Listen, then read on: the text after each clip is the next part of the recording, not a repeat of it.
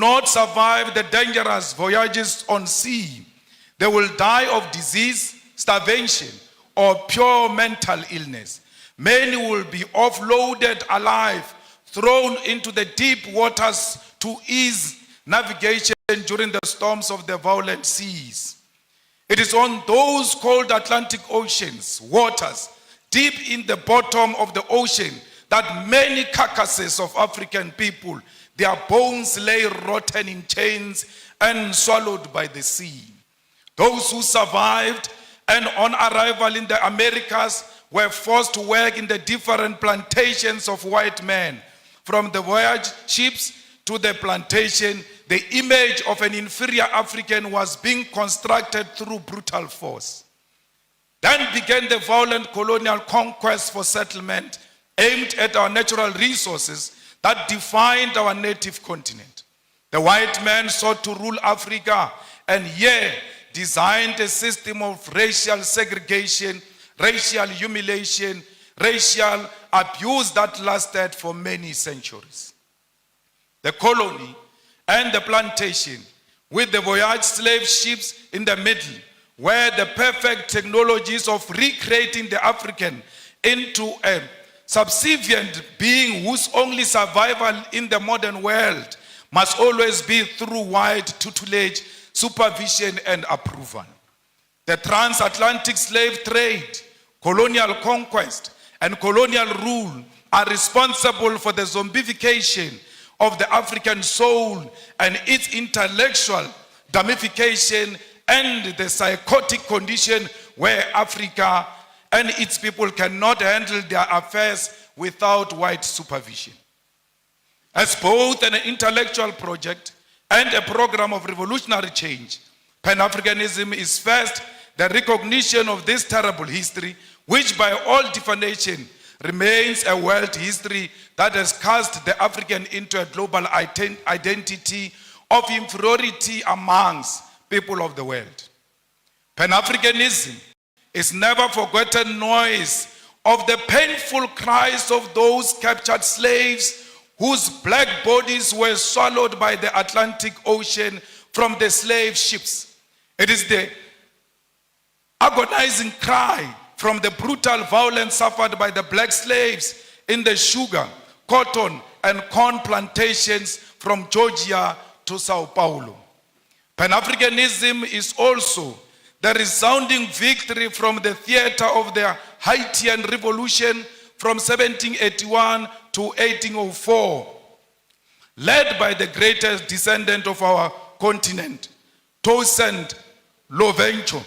Together with his patrons, they bravely led the first and only successful slave revolution in human history, defeating a combined European force commanded by a France Napoleon Bonaparte.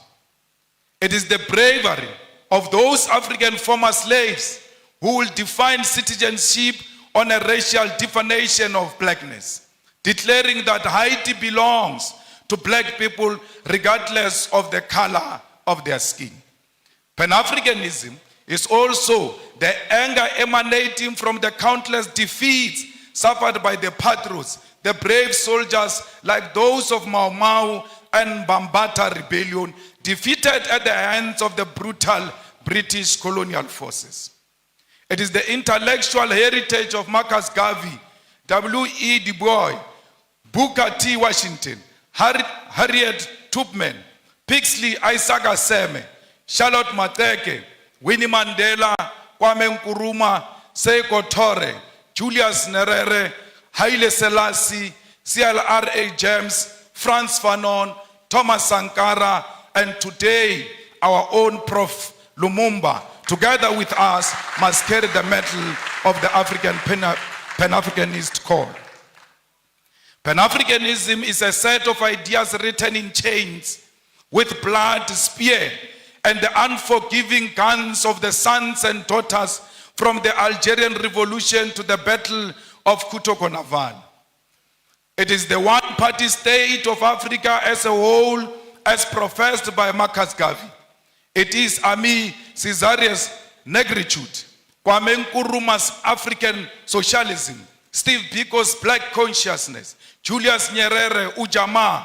It is also Mbeki's African Renaissance, all based on forging a unity of African people who are formed by the same history and must seek after common destiny. It is the architectural achievement from the Pyramid of Egypt to the cities of Mapungubwe. It is the industrial invasion by Garrett Morgan, traffic lights, Frederick Jones, refrigerated trucks, and Alexandra Mars, automatic elevator doors. It is the cultural movement in jazz, R&B, reggae, funk, blues, kwaito, juju Nigeria, chimorenga Zimbabwe, makosa Cameroon, and benga Kenya. It is the novel Things Fall Apart, The Devil on the Cross, Maru, The Trails of Brother Jeru, Songs of Solomon, and Notes of Native Son.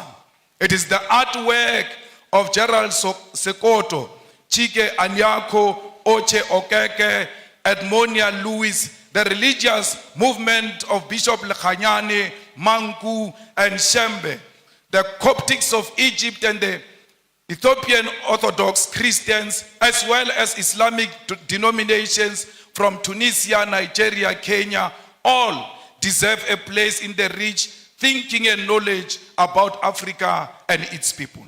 It is true that Pan-African call has also been prophetic, carrying important cautions that those who conducted the project for the rebirth of the African continent in the post-colonial context have not heeded to. In the pages of Frantz Fanon, Ratchet of the Earth, lays a critique which, since independence in the 1950s to this day, leaders of African people have failed to give programmatic response to this call. First and foremost, the Pan-African call is a call for African unity, not cooperation, collaboration, or coexistence. Many of you confuse the unity of Africa to mean collaboration or cooperation. We don't want to cooperate. We don't want to collaborate. We want to be one, and being one means we must share the same vision and the same direction. Yet many over the past half a century have chosen cooperation, which has given way to neocolonialism. That is to say, for African leaders to continue colonialism without direct rule by colonialists. The launch of the Pan-African Institute right here in Kenya must help us intellectually to shift towards revolutionary Pan-Africanism, contribute to resolving some of the historical mistakes, blunders committed by post-liberation movements. We should state clear here that while the formation of the Organization of African Unity was a step in the right direction, the fact that the founding conference failed to unite the African continent is a historical blunder. President Kwame Nkrumah, Seko Tore, and Emperor Haile Selassie prophetically said that the failure to unite the African continent will give rise to the neocolonialism and that African continent will perish. The revolutionary Pan-Africanist ideological and political diagnosis of the future was correct. The future is here. 50 years later, we know that we remain visitors in our own continent. We know that our resources benefit Euro-American than our own people. This is despite most African countries gaining independence from colonial rule since 1957. Massive, huge tracts of land, our mineral resources, our animals, our oceans are still owned and controlled by the colonial masters. There are no countries in the entire African continent that have gained full economic emancipation and independence. And this includes Ghana, which was the first to lead the road. Till to date, it can't claim that Africans in Ghana own the means of production. In 2016 report titled The Neocolonialism reveals that there are 101 British companies listed on the London Stock Exchange that control an identified $1.5 trillion worth of resources in Africa in just 5 commodities: oil, gold, diamond, coal, and platinum. This is a very conservative figure since it includes resources listed by only some companies. Many companies do not provide the figures of the resources they control. And majority of these companies that do not tell us what they control and what they own in Africa are found in DRC, because they are the ones who fuel the divisions in DRC. They are the ones who fuel the fight in DRC, and they are stealing the resources of DRC because they know there is no proper accountability for such resources. The War on Want report on neocolonialism further illustrates that the fact that these 101 companies control and own the following key resources on our continent: 6.6 billion barrels of oil, currently worth 276 billion US dollars. They control 79.5 million ounces of gold, worth 119 billion US dollars. They control 699.3 million carats of diamonds, worth 134 billion of US dollars. 3.6 billion tons of coal, worth 216 billion US dollars. 287 million ounces of platinum, worth 305 billion US dollars. These are the numbers that reflect British neocolonialism in the African continent. I've not spoken about what French companies are doing. The Portuguese continue to play a significant role in the economy of Mozambique and Angola. The French continue to micromanage all the countries that were their colonies, except the recent liberated zones of Mali and Burkina Faso. Comrades, the French are brutal, to a point that post-colonialism, they still make certain African countries to pay colonial tax to France. The French are brutal because some of their former colonies, their reserve banks are still in France. They are not in control of their own economy, yet they claim to have an independence. We, as progressive pan-Africanists, must fully associate with and support all revolutionary actions of fighters who are removing puppets of French imperialism from political office and power. Not all these actions are revolutionary, because we must be careful of French-sponsored coups in Africa, where we think there is a revolution taking place in Guinea-Conakry, only to find that there is a French puppet who seeks to replace those who were there before. There is nothing revolutionary about the Guinea-Conakry coup. We ought to separate that there can never be a revolutionary coup that reinforces French imperialism on African soil. Anyone who comes into political office under the pretext that they are fighting a French puppet, while knowing they are the French puppet themselves, must be isolated by progressive pan-Africanists. All French soldiers and military must leave the African continent, and this also should apply to neo-colonial military bases, including the African Command Center of the USA. We don't want the army of America. We don't want the army of France here. We don't want the army of anyone. We want African army on African soil. The Pan-Africanist Institute should therefore provide ideological, political, and technical weapons to all progressive forces of the African continent to fight against colonialism. There is a political trend that is being accepted by African heads of state and government, where one country convenes all 54 heads of African states and government. The United States of America, France, China, Russia, and United Kingdom convene all 54 heads of states and government for a meeting, and they all go following each other like Casey and Jojo as heads of states to listen to one head of state, 51 of them.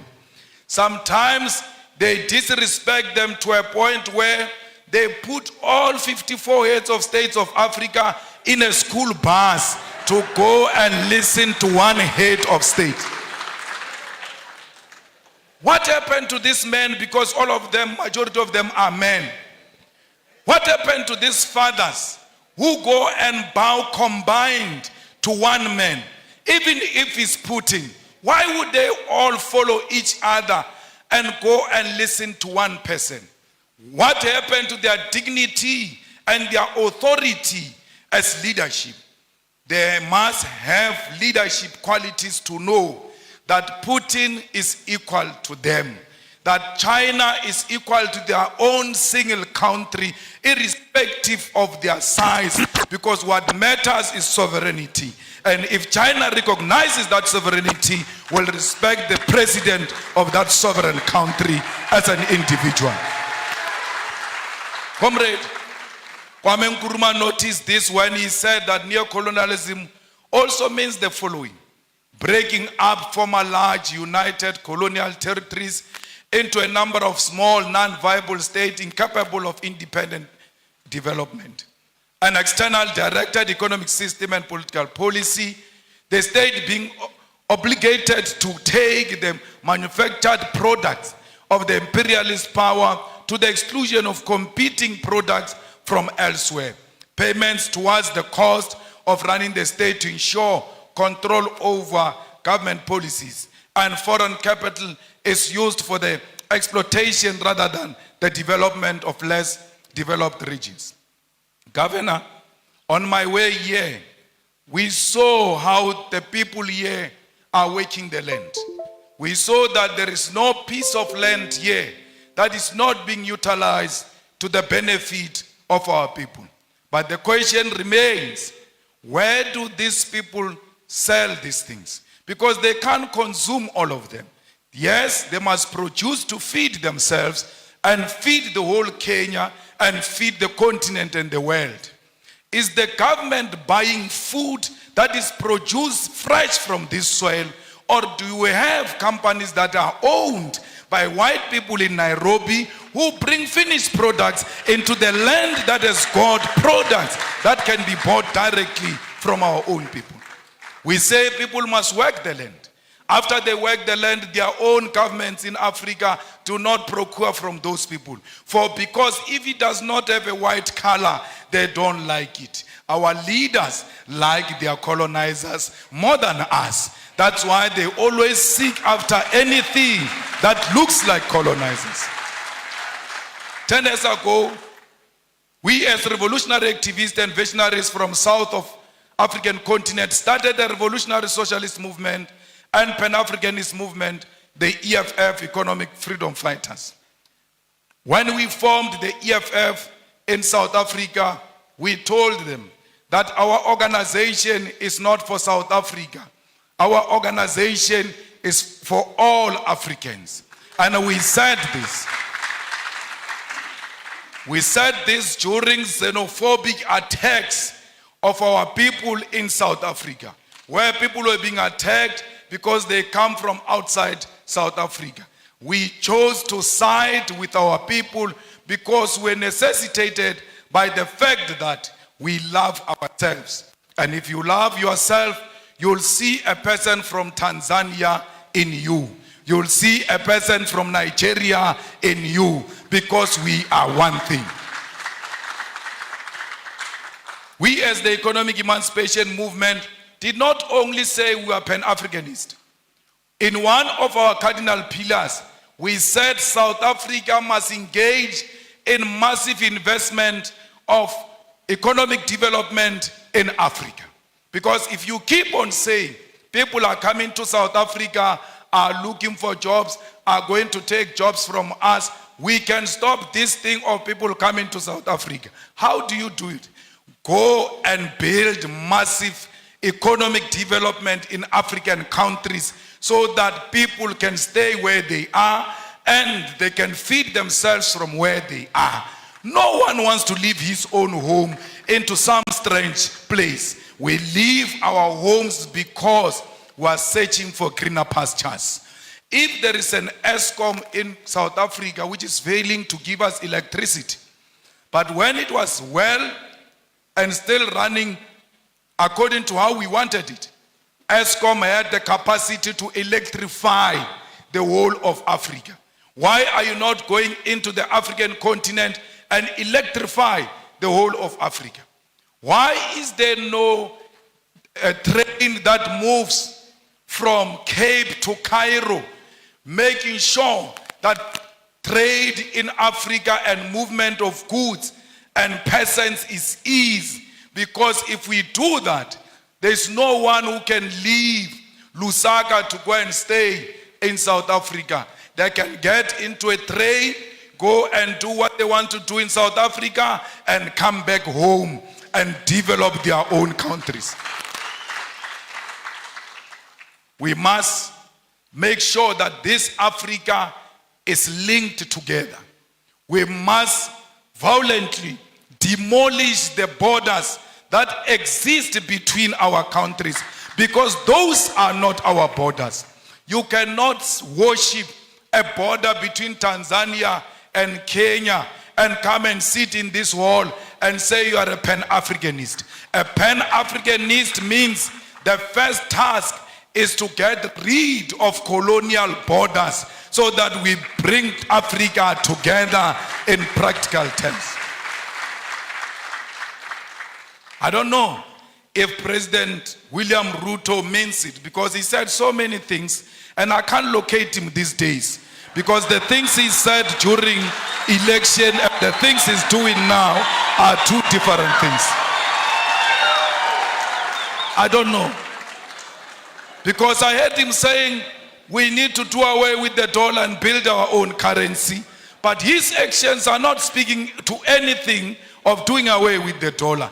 The latest being putting a red carpet for a murderer, a person who killed the Kenyan people, coming into this country, receiving a red carpet and being saluted by our own army. This is not a Kenyan army, it's not a colonialist army. The Kenyan army is a product of the Mau Mau rebellion.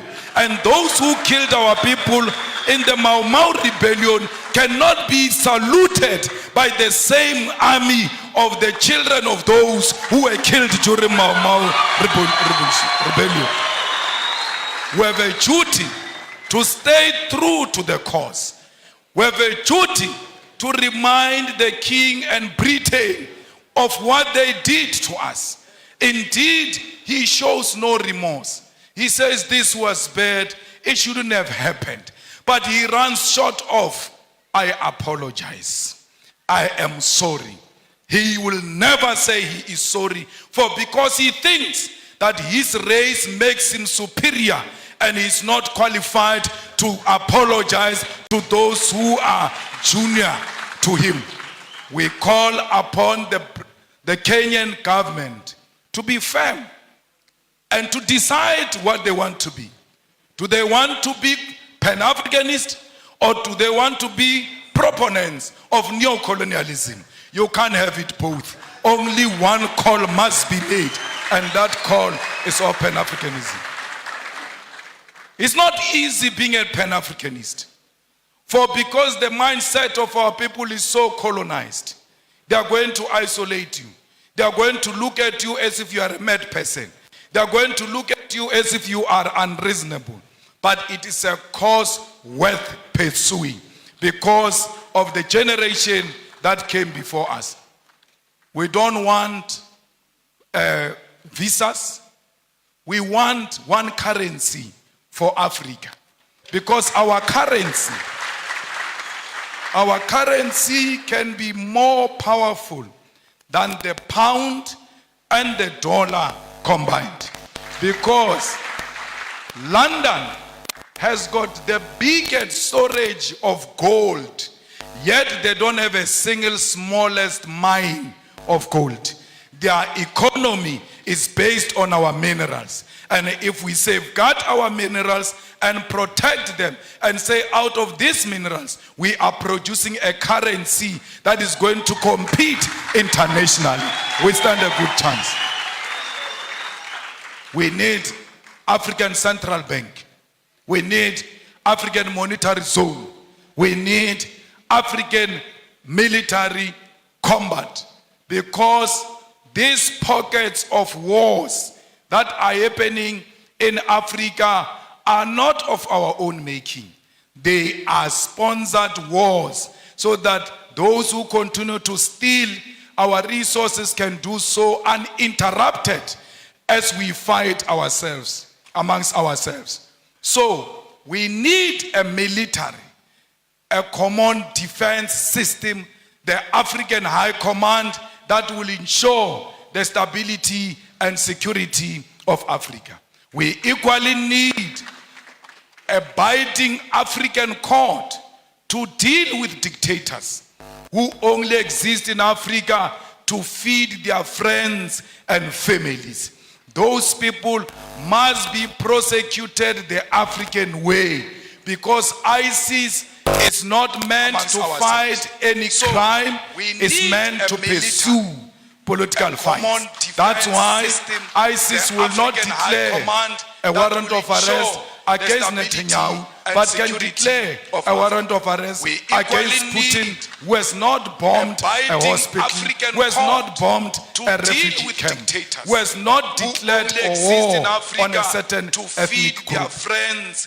We as Revolutionary Economic Emancipation Movement also associate with what Guinea's president Sekou Touré said in 1963. He said, above all, we must avoid the pitfalls of tribalism. There is tribalism taking place in DRC. All our leaders have taken a platform to support or to be against this one or that one. They've spoken on Palestine. They've spoken on the war between Russia and Ukraine. But I'm still to hear the stand of President William Ruto about the ongoing war that is not covered by anyone in DRC, where people are fighting over territorial expansion and plunder of resources, and blacks are killing other black people. And we pretend that we don't see. It's important as leaders of states and governments to always condemn violence and war, especially if it's barbaric and informed by tribalism and unjustifiable territorial expansions. Before you can speak about other countries, charity begins at home. Let there be peace in DRC. Without peace in DRC, Kenya will never know peace, because these rascals are going to learn from those wars in DRC and want to import them into Kenya. You have a duty to stop them there before they come into Kenya. Comrades, we will make sure the struggle of all immigrants, most of whom are economic migrants and asylum seekers in South Africa. We will never.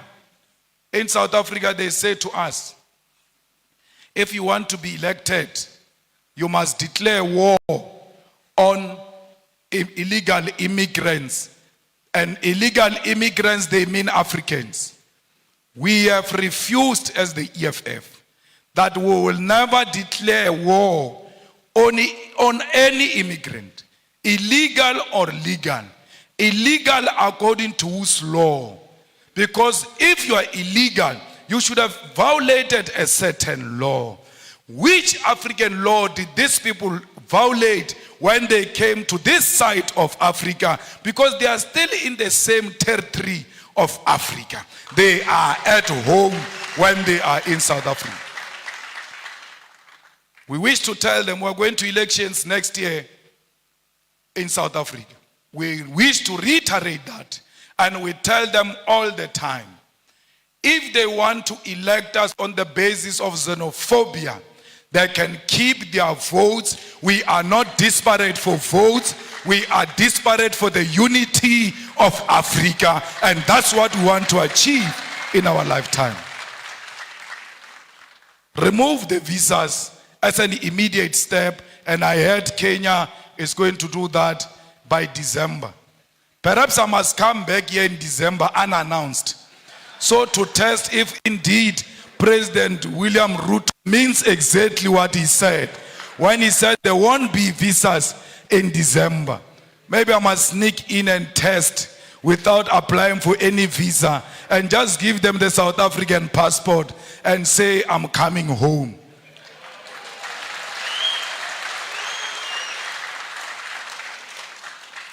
Mama, we want to commit in front of you and all the dignitaries who are here and the students that this Pan-African Institute will be supported by the EFF.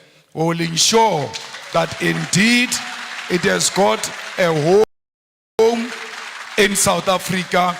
We will not only support it verbally, we will put money into it, we will pay the staff members of the institute, we will also pay the offices of the institute, because we believe that we must speak one language as Africa.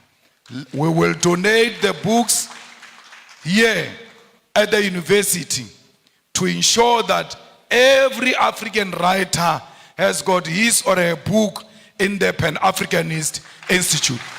Let's all spread the gospel.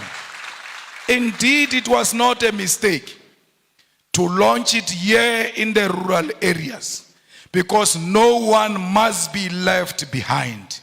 If you can carry on your back the rural communities, you have no any other option to go anywhere except to go to the urban. But if you start from rural, there is no way you can cover the urban. But if you start from the urban, you are going to be reluctant to come to the rural. We are starting here to liberate our people in the rural areas, and we're going to the urban to ensure that everybody hears the message. Tell President Ruto that the people of Palestine are what Mau Mau was. Tell President Ruto that the people of South Africa are what Palestinian people are today.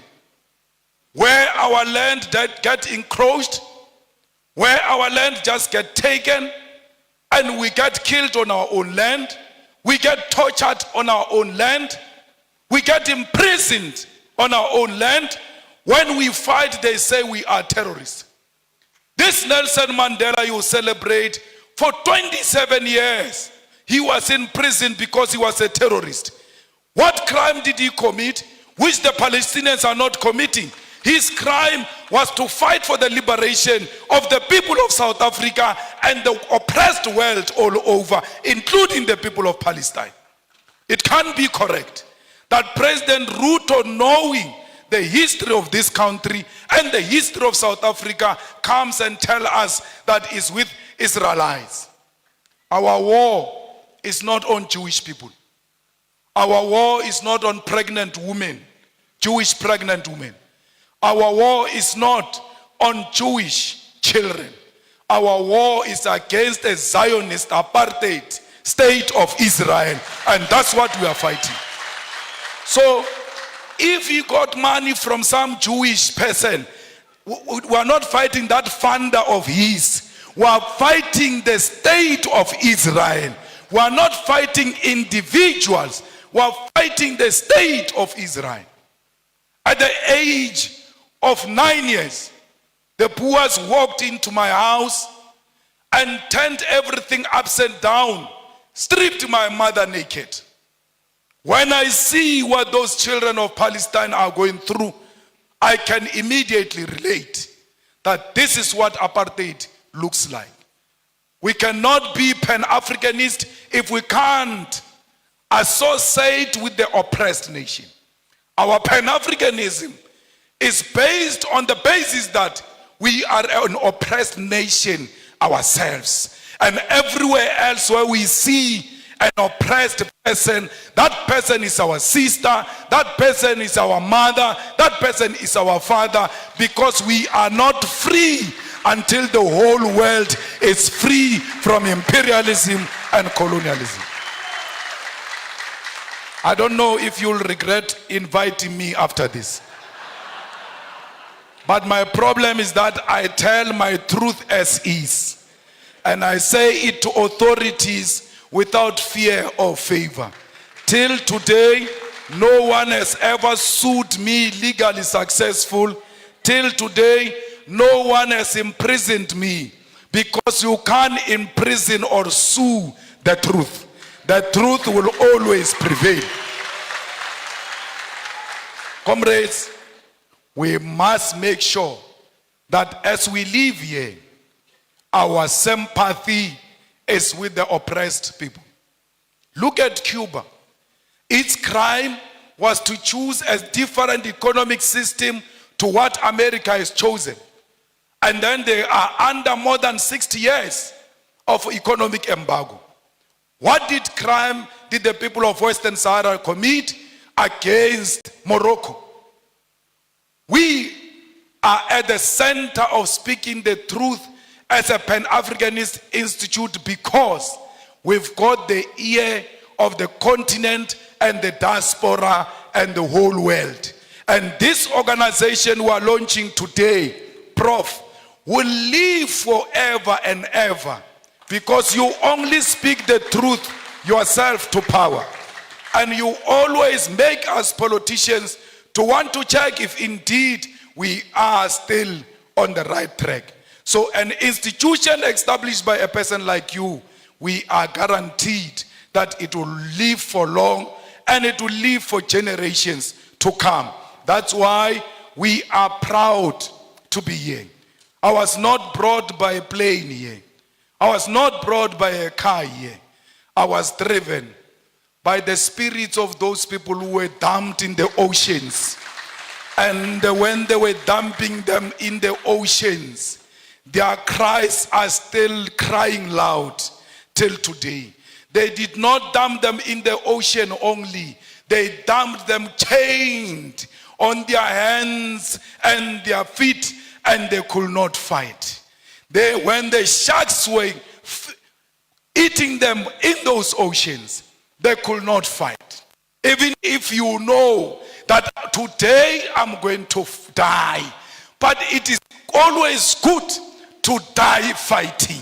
That you must hold the shark even when you know it's going to swallow me. I must die fighting. Those people who died in the ocean said to me, you ought to arrive there. For because what you guys are going to start there is that which is going to seek reparations for us. As you leave this place and going back to your home, remember the people who died in the plantation, beaten, treated like dogs. Remember all of those slaves that asked for help and they never found help. But you must say to them in spirit, the help has arrived. And that help we declare today that will fight the battles of the heroes and heroines of Mau Mau, of Mbambata rebellion, of the slaves. This Pan-Africanist Institute must be at the center of demanding reparations for all the suffering Africans have gone through because of colonialism.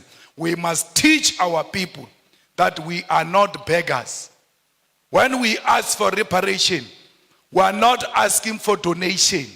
We are asking for what was stolen from us to be returned so that we can prosper and become a better nation.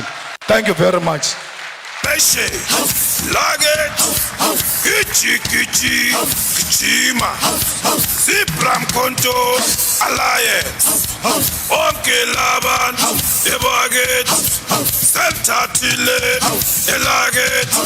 Shoot, kill, Yamasa.